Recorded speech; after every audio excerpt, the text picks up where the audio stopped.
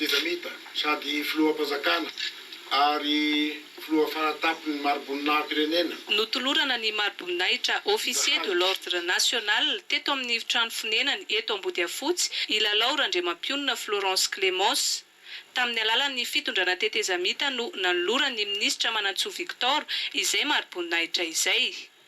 Anisan'ireo nahavita be teto amin'ny firenena tamin'ny fahavelomany ilalao Randriamapionina, profon'izany ny asa maro tsy voatanisa no sahaniny, saingy ny fanendrena azy ho mpikambana ao amin'ny FFM no nahafantarany rehetra azy farany.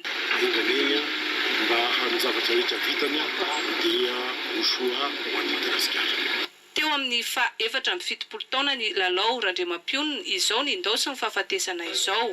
Nisy ny fotoam-pivavahana fohy nanaovam-beloma farany ny nofo mangatsikany. Anisan'ny nanotrona sy nampahery ny fianakaviana teto ny filohan'ny FFM sy ny mpikambana vitsivitsy ao amin'ity androm-panjakana ity. Tazana teto koa ny maso ivony ny vondrona Europeanina Leonidas Tezapisidis.